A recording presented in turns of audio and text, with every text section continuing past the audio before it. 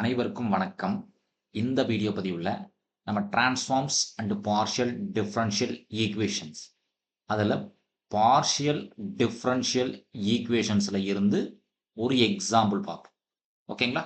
Question என்ன கொடுத்துருக்கோன்னு பாருங்க. Solve r plus s minus 60 equal to Y cos x கொடுத்துருக்கும்.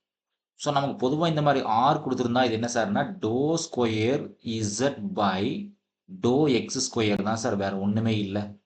எஸ் ஓட value to square Z by doe x doe y minus 6. டீயோட value to square Z by to Y square, அவ்வளோதான் sir, வேற ஒண்ணுமே கிடையாது. Equals to Y cos X. இதை இன்னும் நம்ம சிம்பிளா எழுதணும்னு ஃபீல் பண்ணீங்கன்னா இது கேபிட்டல் டி ஸ்கொயர், இதை capital D D dash minus 6 d dash square along with z equals to y cos x எழுதலாம். ரெண்டுமே ஒன்று தான். சரிங்களா? ஸோ முதல்ல நம்ம என்ன சார் கண்டுபிடிக்கணும்னா complementary function and particular integral கண்டுபிடிக்கணும். ஸோ காம்ப்ளிமெண்டரி ஃபங்க்ஷன் ஃபைண்ட் பண்ணுறதுக்கு முதல்ல நமக்கு ஆக்சிலரி ஈக்குவேஷன் தெரியணும்.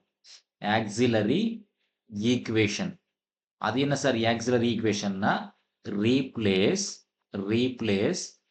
d by m and d dash by 1. d by m d dash by 1. அப்ப இந்த டேர்ம்ல d க்கு பதிலா m போட்டு என்ன கிடைக்கும் பாருங்க sir. m square plus m d dash 1 ஆயிரும் மைனஸ் 6 d dash 1 ஆயிரும் ஈக்குவல்ஸ் டு 0. இது ஒரு சாதாரண குவாட்ராட்டிக் ஈக்குவேஷன். மல்டிப்ளை பண்ணா மைனஸ் 6 வரணும் சார், ஆட் பண்ணா பிளஸ் 1 வரணும் இல்லைங்களா? அப்போ ஒரே ஆப்ஷன் 3 into 2 தான். மல்டிப்ளை பண்ணா மைனஸ் 6 வரணும், அப்போ மைனஸ் 2 கொடுத்துக்கலாம். ஆட் பண்ணா பிளஸ் 1 வரணும். ஓகேங்களா? அப்போ என்னோட ஃபேக்டார்ஸ் என்ன சார்னு கேட்டீங்கன்னா m plus 3 into m minus 2 equal to 0. இது ஃபேக்டார்ஸ். என்னோட ரூட்ஸ் என்ன சார்னு கேட்டீங்கன்னா ஆப்போசிட் சிம்பிள் மைனஸ் 3 கமா 2. சரிங்களா? ரூட்ஸ் ஃபைண்ட் பண்ணிட்டோம். அப்போ நம்மளால காம்ப்ளிமெண்டரி ஃபங்க்ஷன் எழுதிட முடியும். ஸோ காம்ப்ளிமெண்டரி ஃபங்க்ஷன் என்ன சார்? இன் ஜென்ரல் என்ன சார் சொல்லுவோம்? f of y மைனஸ் இல்ல y plus m1 x plus f of y plus m2 x எழுதலாம். ஏன்னா ரூட்ஸ் ஆர் நான் ரிப்பீட்டட் அண்ட் ரியல். அப்போ m1 m2க்கு பதிலாக வேல்யூ சப்ஸ்டிட் பண்ணுங்க sir. f of y minus 3x plus f of y plus 2x. ஏன்னா roots R நான் repeated and real இல்லைங்களா? Okay, இப்போ பர்டிகுலர் இன்டெக்ரல் வரணும் sir. RHS particular integral. So particular integral என்ன சார்னு கேட்டிங்கன்னா 1 டிவைடட் பை என்ன ஃபங்க்ஷன் கொடுத்துருக்கோன்னு பாருங்க, D square plus D D dash minus 6 D dash square இல்லைங்களா? ஸோ கூட என்ன சார் இருக்கு? ஒய் இருக்கு எலாங் வித் காஸ் எக்ஸ் இருக்கு. ஸோ மிக்சடு காம்பினேஷன்ல வந்திருக்கு. ஸோ ஒய்யும் காஸ் எக்ஸும் மிக்ஸ் பண்ணி வந்திருக்கு. ஸோ இந்த மாதிரி ஒய் வந்தால் என்ன சார் சொல்லுவோம்? இது ஒரு பாலினாமியல் சொல்லுவோம். ஒய் பொறுத்தவரைக்கு இது ஒரு பாலினாமியல் சொல்லுவோம் இல்லைங்களா? ஸோ பாலினாமியல் வந்திருக்கு. ஸோ பாலினாமியல் வந்துருச்சுனாலே நம்ம என்ன சார் பண்ணுவோம்? Either 1 plus X the power minus 1 இல்லை 1 minus X the power minus 1 ஃபார்முக்கு மாற்றுவோம். அப்போ இங்கே கான்ஸ்டன்ட் டைம் இருந்தால் கான்ஸ்டன்ட் டைம் வெளியே எடுப்போம் சார். கான்ஸ்டன்ட் டைம் கிடையாது, அதனால ஃபர்ஸ்ட் டி ஸ்கொயரை வெளியே எடுக்கிறேன். இங்கே கான்ஸ்டன்ட் இருந்துச்சுன்னா பொதுவாக கான்ஸ்டன்ட் வெளியே எடுப்போம் இல்லைங்களா? அப்போ கான்ஸ்டன்ட் இல்லாதனால முதல்ல இருக்கக்கூடிய டி ஸ்கொயரை வெளியே எடுக்கிறேன்.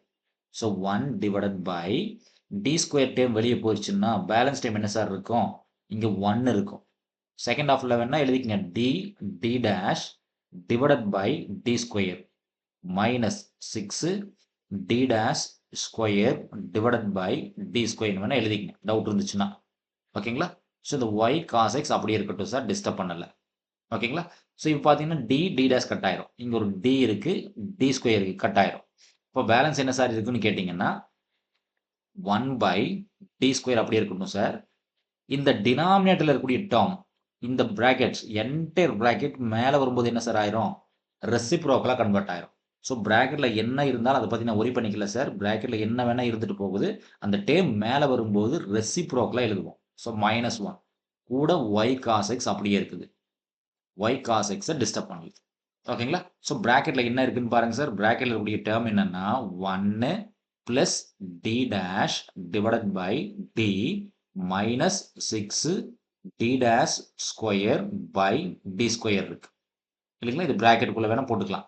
நம்மளோட கன்வீனியன்ட் தான்.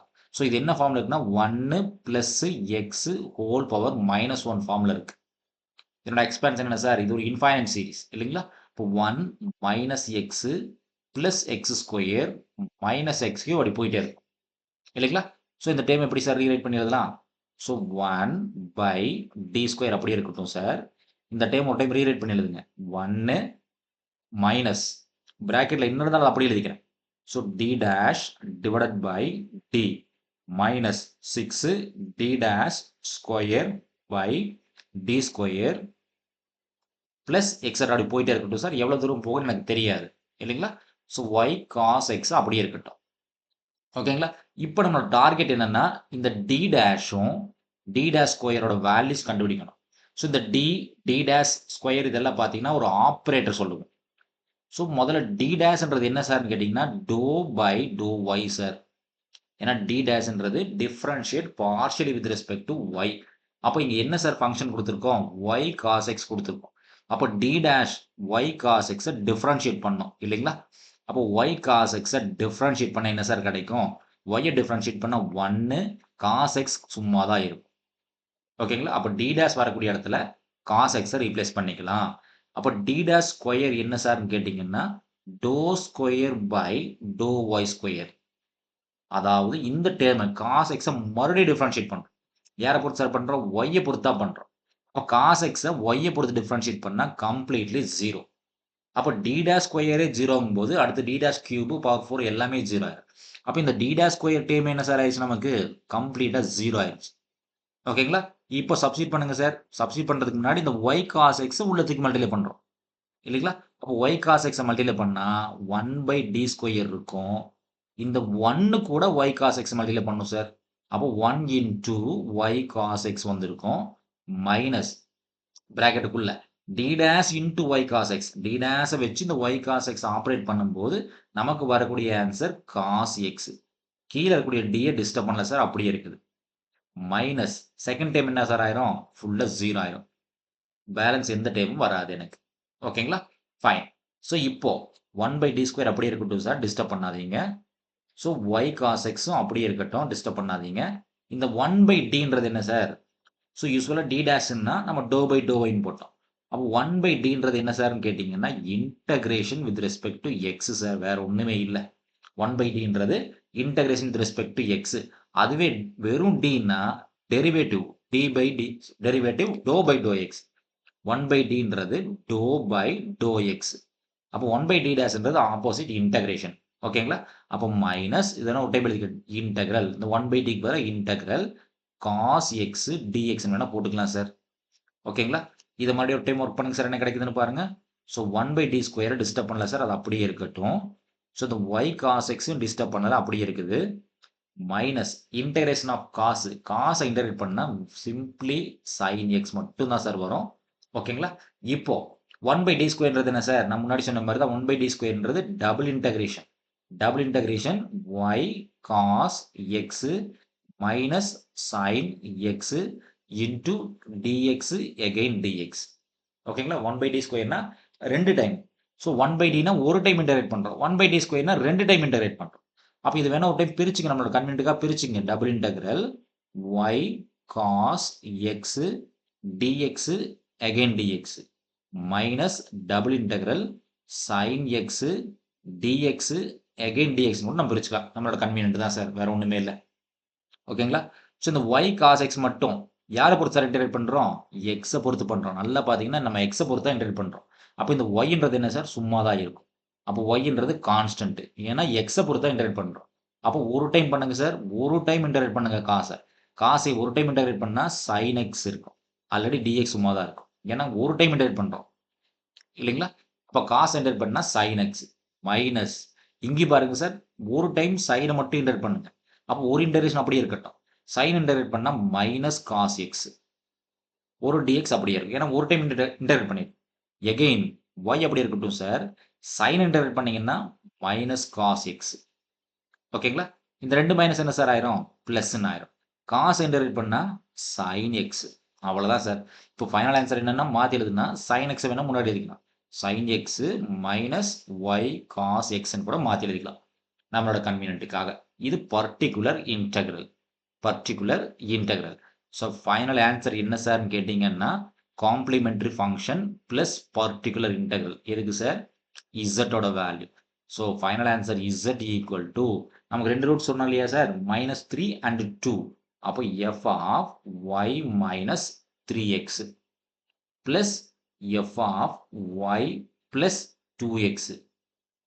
இங்க காம்ப்ளிமெண்டரி ஃபங்க்ஷன் என்ன சார் வருது? sin x minus Y cos X. இதுதான் சார் எனக்கு தேவையான ஃபைனல் நெட் ரிசல்ட். நன்றி. மீண்டும் இன்னொரு வீடியோ பதிவுல பார்ப்போம். இந்த வீடியோ நம்ம கிளாஸ் எடுக்கக்கூடிய இந்த மெத்தட் உங்களுக்கு சாட்டிஸ்ஃபைடா இருந்துச்சுன்னா நம்ம சேனலை சப்ஸ்கிரைப் பண்ணுங்க, வீடியோஸை லைக் பண்ணுங்க, கமெண்ட்ஸ் பண்ணுங்க, ஃப்ரெண்ட்ஸ்களுக்கும் ஷேர் பண்ணுங்க. மீண்டும் இன்னொரு வீடியோ பதிவுல பார்ப்போம். நன்றி.